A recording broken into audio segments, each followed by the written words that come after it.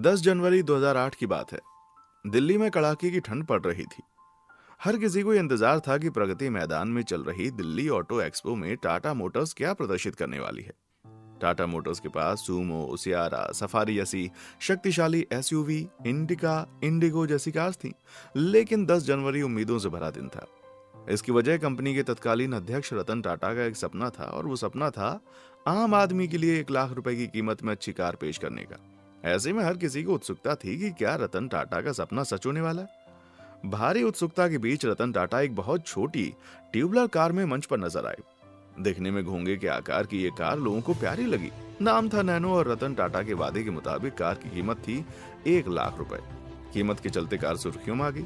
कई लोगों ने अपने पहले कार के सपने को पूरा करने के लिए नैनो बुक की, और कुछ ने नैनो को परिवार में दूसरी कार के रूप में बुक किया। लेकिन बुकिंग से लेकर कार की डिलीवरी तक की स्थिति बदल गई और नैनो को भी बदलना पड़ा। दरअसल 1 लाख रुपए की कार लाने का विचार जितना दिलचस्प था, उतना ही चुनौतीपूर्ण भी था, और इस चुनौती को पार कर पाना आसान नहीं था। लेकिन टाटा मोटर्स ने इससे कुछ साल पहले टाटा एस नाम से एक मिनी ट्रक लॉन्च किया था। ये मिनी ट्रक छोटा हाथी के नाम से बाजार में काफी बिका। टाटा मोटर्स ने उसी की सफलता को दोहराने के लिए टाटा एस को बनाने वाले गिरीश वाघ के नेतृत्व में एक युवा टीम का गठन किया। गिरीश वाघ की टीम के सामने रतन टाटा के नैनो के सपने को साकार करने का लक्ष्य था। 2018 दिल्ली ऑटो एक्सपो में गिरीश वाघ ने बीबीसी मराठी को बताया था, जब नैनो प्रोजेक्ट पर काम शुरू हुआ तब हमारे तत्कालीन अध्यक्ष रतन टाटा और कार्यकारी निदेशक रविकांत ने मुझसे कहा था कि यह प्रोजेक्ट आपके लिए सबसे महत्वपूर्ण है। उसके बाद करीब 5 साल तक नैनो पर काम चला। कागज पर पूरी कार डिजाइन करने से लेकर नई फैक्ट्री बनाने में काफी वक्त लगा।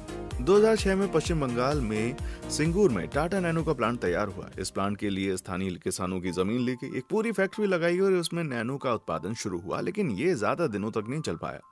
तब विपक्ष में रही ममता बनर्जी के नेतृत्व में किसानों के तीव्र आंदोलन के चलते काम रुक गया। अंततः विरोध और कर्मचारियों पर खतरे की आशंका को देखते हुए टाटा मोटर्स ने सितंबर 2008 में सिंगूर प्लांट बंद कर दिया और एक नए स्थान की तलाश शुरू की। तब नरेंद्र मोदी गुजरात के मुख्यमंत्री हुआ करते थे। उन्होंने टाटा से नैनो की फैक्ट्री को गुजरात के साणंद लाने का ऑफर किया। सिंगूर से साणंद की दूरी करीब 2000 किलोमीटर है, यानी पूरे प्लांट को एक जगह से दूसरी जगह ले जाना आसान नहीं था। तब टाटा ने इस चुनौती के सामने 3 तरह के प्रस्तावों पर काम किया। एक तो ये कि पूरी फैक्ट्री यानी सारी मशीनें, कच्चा माल और अन्य सामग्री को सिंगूर से सड़क मार्ग से साणंद पहुंचाया जाए। दूसरा प्रस्ताव यह था कि उत्तराखंड के पंतनगर और महाराष्ट्र के पुणे में टाटा के अन्य कारखानों में अस्थायी निर्माण व्यवस्था की जाए, ताकि नैनो का उत्पादन जारी रहे और बुकिंग के अनुसार कारें जनता तक पहुंचे। और तीसरा प्रस्ताव था कि पूरी फैक्ट्री को फिर से साणंद में लगाया जाए और उत्पादन शुरू हो। कंपनी को सिंगूर से साणंद लाने में कुल 3340 ट्रक, लगभग 495 कंटेनर और 7 महीने का समय लगा। 1800 करोड़ रुपए का कारखाना आखिर में साणंद पहुंच गया। सिंगूर में उत्पादन बंद होने के 14 महीने बाद नवंबर 2009 में गुजरात में कार का उत्पादन शुरू हुआ। नैनो को Indian car of the year 2009 से सम्मानित किया गया था। लॉन्चिंग के समय नैनो ने दुनिया की सबसे सस्ती कार के रूप में अंतर्राष्ट्रीय सुर्खियां बटोरी थी। कार के इंटरनेशनल बाजार में नैनो को वैसी चर्चा मिली थी जैसी चर्चा 1930 के दशक में फोक्सवैगन बीटल और 1950 के दशक में फिएट 500 को मिली थी। महज 1 लाख रुपए की कार के लिए हर कोई बुकिंग चाह रहा था। लोगों के आवेदनों के बाद लकी ड्रॉ के जरिए लोगों तक कार पहुंचने लगी। लेकिन शुरुआती कुछ मॉडल्स को छोड़कर नैनो की कीमत को लंबे समय तक 1 लाख रुपए रखना संभव नहीं हो पाया। क्यों फेल हुई नैनो?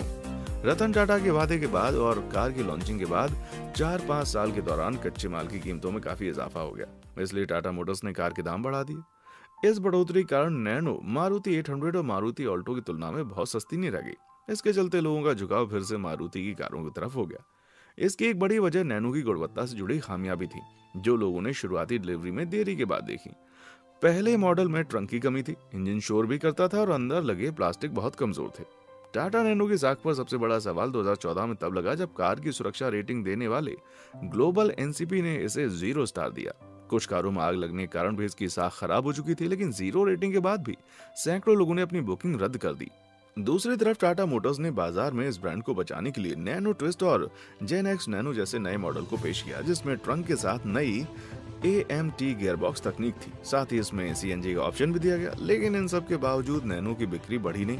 बाद में रतन टाटा ने खुद स्वीकार किया कि नैनो की मार्केटिंग फेल हो गई थी। 2012 में अपने एक इंटरव्यू में रतन टाटा ने कहा था, नैनो का मकसद दुनिया की सबसे सस्ती कार बनाना नहीं था, हम एक ऐसी कार चाहते थे जो किफायती हो और लोग उसकी सराहना करें।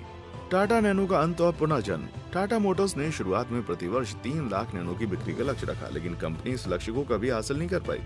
टाटा समूह की कमान जब साइरस मिस्त्री को मिली तो उन्होंने सबसे पहले टाटा समूह में घाटे में चल रही परियोजनाओं को बंद करने की सलाह दी, और इस सलाह के केंद्र में था टाटा नैनो प्रोजेक्ट, जो रतन टाटा का पसंदीदा प्रोजेक्ट था।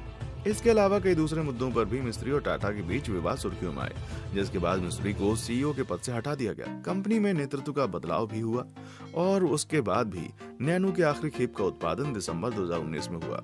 10 साल में कार बमुश्किल 3 लाख बिकी, लेकिन अब मीडिया रिपोर्ट्स के मुताबिक कंपनी नैनो का इलेक्ट्रिक वेरिएंट लाने के बारे में सोच रही है। हालांकि टाटा मोटर्स ने इस खबर की ना तो पुष्टि की है और ना ही खंडन। टाटा मोटर्स ने 2010 के जिनेवा मोटर शो में नैनो के इलेक्ट्रिक वेरिएंट को प्रदर्शित किया था। टाटा मोटर्स की तब की प्रेस विज्ञप्ति के अनुसार इलेक्ट्रिक नैनो की रेंज 160 किलोमीटर प्रति घंटे होगी और ये 10 सेकंड में 0 से 60 किलोमीटर प्रति घंटे की रफ्तार पकड़ने में क्षमता रखेगी। लेकिन इस बात को करीब 13 साल हो गए। लेकिन पिछले साल मई में खुद रतन टाटा को नैनो इलेक्ट्रिक से ताज होटल में प्रवेश करते देखा गया। लिहाजा आज भी नैनो इलेक्ट्रिक वेरिएंट के बाजार में आने की संभावना बनी हुई है। वर्तमान में टाटा मोटर्स इलेक्ट्रिक 4 पहिया वाहनों का भारत में अग्रणी उत्पादक है। टाटा मोटर्स अब तक 50,000 से ज्यादा नेक्सॉन, टिगोर और टियागो के इलेक्ट्रिक वेरिएंट बेच चुकी है। ऐसे में अगर नैनो का इलेक्ट्रिक वेरिएंट आता है तो उसे भी बाजार में अच्छा रिस्पॉन्स मिल सकता है।